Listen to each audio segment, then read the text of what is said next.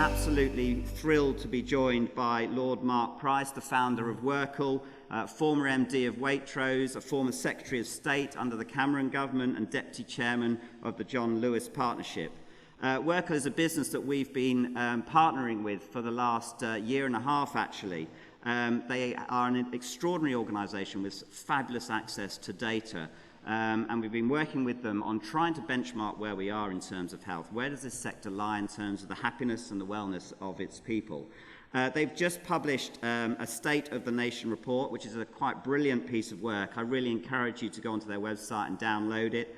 It's surveyed over 250,000 people across all industries, not just in the UK but worldwide, to assess workplace happiness.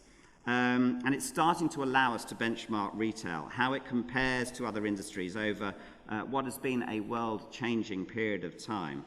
The report reflects on how our working lives have changed during the pandemic, but it also reflects on our colleagues' mental health, their happiness, and their desire to stay in this sector as well. So a huge welcome on stage now to Mark. Mark, thanks so much for joining us again. It's an absolute pleasure to have you here once more. It might be really useful to the crowd, I think, this morning to just learn and understand a little bit more about Workle and what it is that you're doing and trying to achieve with this organisation. Yeah, of course. Well, first thing to say is I'm really delighted to be here. I'm very enthusiastic that you, Chris, have taken on the Retail Trust. I think you'll do a brilliant job, and I think the organisation is a wonderful organisation and so timely now. And I also just want to say I recognise what a tough year it's been for all of you, well, year and a half it's been for all of you in retail. People quite rightly talk about the NHS and key workers, but for me, retail has been right at the front of serving the nation over the last year and a half, and it's definitely had an impact on your colleagues in the shops and in the offices. And I'll come on to talk about that, but I just want to acknowledge what a great job I think that you've all done as retailers to keep going through the most difficult of circumstances. And I know right now they're not getting any easier, but hopefully next year it'll feel a bit better. So Workle, as some of you may know, I spent 34 years with the John Lewis Partnership. I joined as a graduate trainee. I really wanted to be a marine archaeologist or a pro golfer, but my dear old dad persuaded me to get a proper job. So I joined the John Lewis Partnership, and the unique thing about the John Lewis Partnership I discovered when I arrived is the guy who set it up 100 years ago said that the supreme purpose of the organisation should be the happiness of the people that work there. He'd obviously looked at what your founders were saying in 1832, and he had this really simple idea. He said, look, if my people are happy, they're going to stay longer, I'm going to have less staff turnover, I'm going to be able to train them more, and over the long run, my customers will get better service. So it was a really simple idea. And during my time in John Lewis and Waitrose, I was lucky enough to go to business schools, and around the early 90s, the first papers were being written, academic papers, about the link between happiness and engagement and commercial success. For those of you who want to read it, there's a brilliant paper written in 1992 by Harvard Business School, and it's called Putting the Service Profit Chain to Work. And what that paper does is it draws out the first links from America at successful companies and how engaged their people were. And there have been lots since. You can go online, you'll find lots and lots of papers. So I spent a lot of time researching what happiness meant and thinking a lot about it.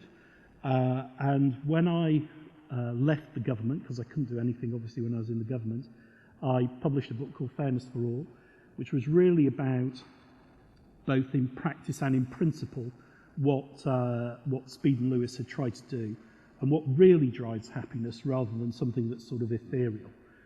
And I then started to work with a very brilliant woman who had a tech company, and I said, look, what I'd like to do is build a digital platform where anybody in the world can go, take a really simple test about how they feel about their working lives, and what we'll do is give them free advice and help on how to be happier and more engaged at work. So I did that about 3-4 years ago. We then had a number of companies come to us, and now we work with the Welsh Government, the Scottish Government, NATO, Morrison's and others. And so we've got this crowdsourced database where individuals all over the world go, as you said, 250,000 in the last year to take the test. And we work with organisations. So through that, we've built this amazing database of how people feel about their working life. And we measure well-being, we measure flight risk, people who are likely to go, we measure confidence in management, we measure D&I, we have a D&I index, so we know how every company ranks. 2 weeks ago, we ran our annual workplace awards with the Daily Telegraph, and there were 20,000 companies entered. 5,700 got gold and whatever, but we're now starting to get this amazing database, both of individual companies and across industries. Sorry, hopefully that wasn't... No, that's great. Absolutely fantastic. Now, retail and hospitality, from the report, it's quite clear that they are some of the least happy industries, actually, according to your data. That's right, isn't it? Why do you think that is? What is causing those figures for retail to sit below, for example, the tech industry and other sectors? Well, COVID's made a huge difference. So if you go back pre-COVID to 2019, the average global happiness scores on our survey were around 60%. Through COVID, they went up to over 70%, as high as 73%. But there was a real split between people who were home workers, furloughed, and people who were having to go and work on the front line. And so as a consequence of that, what we saw was retail drop from being about the 15th out of 26 happiest industries to being the bottom with hospitality. And interestingly, tech went the other way. Tech went from being about 15th, 16th to being number one now. So in all the results we get back, about 5,000 people a week do our survey online. They've gone up to number one. And there are a number of areas where retail has scored less well. Well-being and instilling pride. We measure 6 things. We measure 6 categories. We measure reward and recognition, information sharing. We measure well-being. We measure instilling pride. We measure job satisfaction. And one other. You should never say 6 because you always forget the last one when you're on the stage. And of those, well-being and instilling pride are the 2 where retail's done less well. And instilling pride is about, would I recommend where I work to friends and families? And it's pretty obvious now that there are whole kinds of risks and challenges, staffing, supply chain, COVID, why people might not be doing that. On well-being, retail is next to bottom of all industries. Only chemicals and mining is lower. It's below hospitality. And the question where retail does particularly poorly is around feeling anxious at work, anxious and depressed. And that's got markedly less good. In fact, I've got a slide I can show you to try and illustrate the point. So we measure well-being risk. And within the survey, there are around 20 questions. And there's 4 of them that we look at particularly around well-being. My employer cares for my well-being. I rarely feel anxious and depressed about work. I am happy and feel safe in my working environment, and I feel happy at work. And these are the scores for retail, and we'll send this pack out to you tomorrow. So there's a full pack on retail. And retail's well-being risk is 35%. What that means is that in answering those 4 questions, 35% of people in retail, so about a third, scored 66 or less to all 4 questions. Now, if you look at the global score, it's 30. What I've got here is a trend for this year. So if you'd have gone back earlier, you would have seen these figures getting worse. But the black line is global, so how people globally responded. And globally, as I said, the figure's about 30%. And then you can see the retail score. And the retail score has gone up and down. So January, beginning of this year, it was getting up towards 38. It was then 38 in May time. It then went up to 38% in October. So generally speaking, the retail sector has been 8 percentage points worse, or 8% of the workforce worse than the average. And if you looked at the breakdown of the questions, the one that's driving it is, I feel anxious and depressed about my working environment. Now that's important in and of itself, because none of us want to have a workforce that's feeling anxious, depressed, and who've got a high well-being risk. But then on the next slide, what I've got is data on flight risk. And flight risk is the percentage of people who are likely to leave their jobs. So we work with organisations on exit surveys. We see how people answer the survey, and then they do their exit survey. And so what we understand is the correlation between how people are scoring and who's likely to leave an organisation. And we understand this in quite a granular way. And there are 4 questions we ask. I'm fairly paid, I have a good relationship with my manager, I enjoy my job, and I'm being developed. And different groups find each of those to more or less important in their decision to leave. If you score 60%, less than 60% to all 4 of those questions, then we know that you are a high flight risk. And there is a 70% plus chance that you will leave the organisation in the next 6 to 9 months. So we know it's different for every industry, but we know broadly that's right.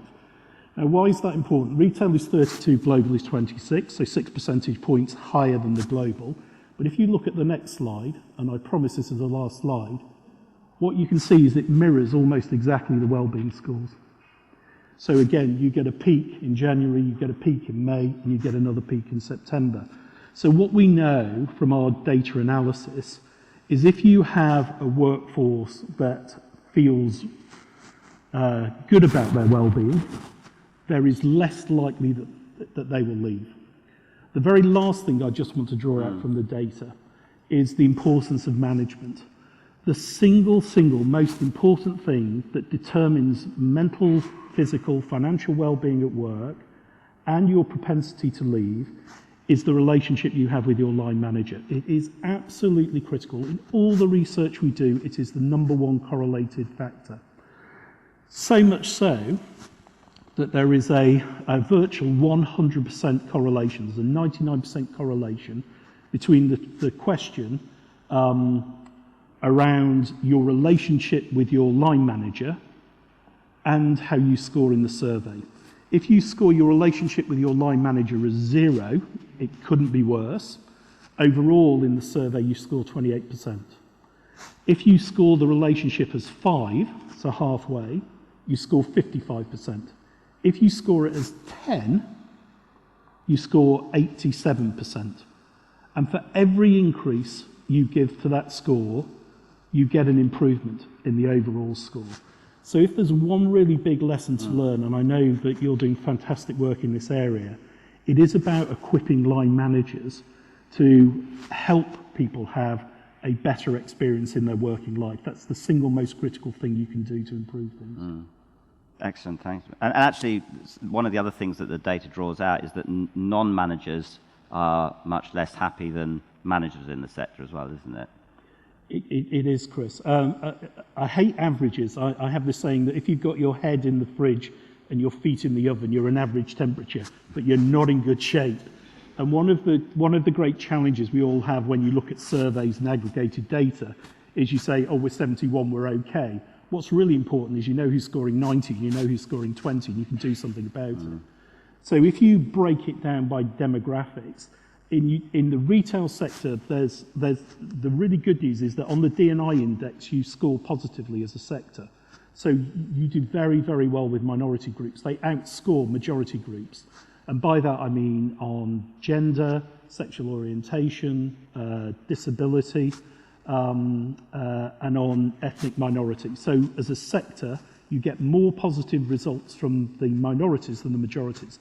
And that's fantastic. You don't see that in many sectors.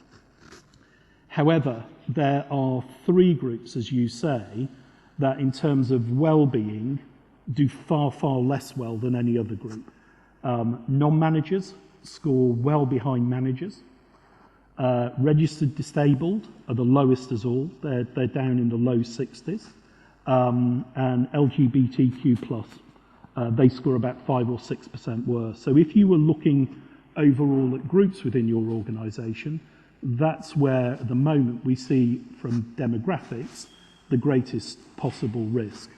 There's also at the moment a lot of strain in the sort of mid-career. Yeah. And it's really about uncertainty and it's about training and development. So one of the questions that retail scores well on is I'm being developed. And while the sector is going through massive change in terms of moving online and changing the retail experience, a lot of people are now feeling really nervous about that. So that's another area where I think more can be done to say to people, look, we will stick with you, we will develop you, we'll help you change from the old world to the newer world. Yeah, yeah. And there was some good news. You've mentioned some of them around D&I statistics as well. But they're also, we seem to have balanced out some of the gender happiness gaps, don't we, in retail, women score higher than men. Right. And there's virtually no difference between the ethnic minority groups and the white group. They're lower than other sectors. So, if you were to compare it to hospitality or other sectors, there's scope to improve. But if you look at it in terms of who's scoring highest and lowest, females are scoring as highly as men, and ethnic minorities as highly as white workers. If you go to the site, if you go to Workle, and if you go to the live happiness rankings, you'll find your organisation, and your employees go to it and they use it for career development. And so you'll see all your own scores, and they are all different. So I hate generalising, but generalising, I mean, that's the picture. Yeah. That in terms of diversity, the sector's pretty good compared to others. Excellent. Looking forward now, from your experience of monitoring this data previously, what do you think are the big issues and challenges for the industry over the next 12, 18 months? Well, as I said at the beginning, I just think you're going through a time now of great change and flux. What you've seen in the move to the online world is that from 2000 to 2020, online sales increased by 1 percentage point a year. So they went from virtually nothing to 20%. And now, of course, with the last year and a half, that's absolutely ballooned. It's 30-odd%. And that presents real challenges for you about the balance between the shop and online and how you manage people. And then you've got a whole host of operational challenges about having enough people and supply chain. So I think that at the moment, getting through Christmas in the best possible shape and then starting to think about how you retain people, because I think there is going to be a real battle for labour. So, when I was at Waitrose, I always thought my first priority is to hold on to and look after the customers I've got rather than try and get new ones, which is why we gave away free cups of coffee and newspapers. It was all about, let's love the customers we got. And I've always felt the same about your people. Let's understand the people we've got. Let's try and make their working life better, and let's get them to stick with us rather than, worry about having to constantly recruit new ones. So I think there is something about people.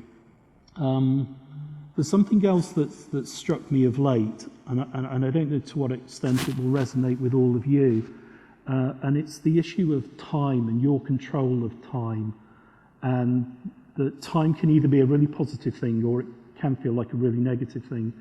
And we're doing a piece of work at the moment with a global organisation whose name, for obvious reasons, I won't say, but they had somebody commit suicide in the spring. And there was an inquest, and the coroner said that one of the principal causes was that this individual had been worked too hard, and the pressure put on them to deliver had been too great. And so we went into work with the organisation on a wellbeing survey to try and see what was happening, and then we did loads of consulting and talking to people. And what became clear, and it's really struck me really powerfully over the last 2 months, this organisation had as its number one value punctuality. And what they said is, we always deliver for our clients. If they want a piece of work done at X time, we will do that piece of work. And the whole organisation had become about time. We must do it on time, we must deliver. And during COVID, they'd had fewer people in the office. Financially, they'd been stretched, and all of a sudden they said, we've got to get more working. So this organisation were doing more pitches, trying to get more work, and it got to the point where people just were completely overwhelmed by their workload.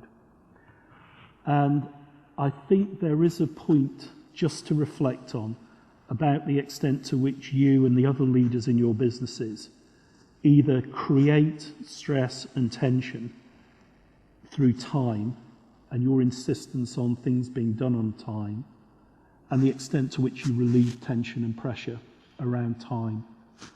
And it's something that's really struck me of late, the number of people that say, I'm working from home and I'm working till 9 o'clock, 10 o'clock, and I can't get my balance right between work and home. And I think as we go into, certainly for office workers, not less so on the shop floor, this sort of hybrid world, and as we come out of COVID and everything gets busier, I think being really mindful about the pressure you put on people around time is going to be important. I'm really intrigued, you mentioned earlier some of the organisations that you are working with. When you're providing data and services into big corporations now, what sort of gap are you seeing between work that's being done that is quite tactical to address these things and a genuine long-term view of how to embed engagement, happiness, health, well-being as part and parcel of the way that organisation operates? It's very, very hard to change a culture. Culture is the sediment of past transactions. And so a new management team can go in and say, we're changing the culture and we're going to have a new value set and we're going to put them on a card or we're going to pin them on the wall. But the reality is that you have to live them day in, day out. You have to demonstrate to the organisation that you really believe in the well-being of your workforce and that you're prepared to be flexible and do what you've got to do. So saying it isn't enough. Mental aid first aiders are a wonderful thing, but in and of themselves, I mean, the organisation I was talking about, they had mental health first aiders and had them for 2 years. It didn't stop the problem because the problem wasn't about having them or not. It was the pressure that was being applied on people to deliver to unrealistic timeframes and what that was doing to the organisation. So all those things are good, but actually living what you believe and what you preach and doing it consistently for a period of time is the single most important thing. The other thing that doesn't help, I mean, we're in the business of doing engagement surveys and D&I surveys and all those sort of things. But I think it was research you did actually, Chris, said that 77% of people who take these surveys think that nothing ever happens as a consequence. So you're doing all that work and people are saying, yeah, what's the point? Next year I'm going to do whatever. And so whatever you do, it's got to be meaningful. You've got, I mean, what we do is that we can give feedback to the individual as well as to the manager, so that the individual feels as though they've got a stake in wanting to see things improve. But whatever you're doing in the space, however you're managing it, measuring it and managing it, it's really important that people see consequential effects.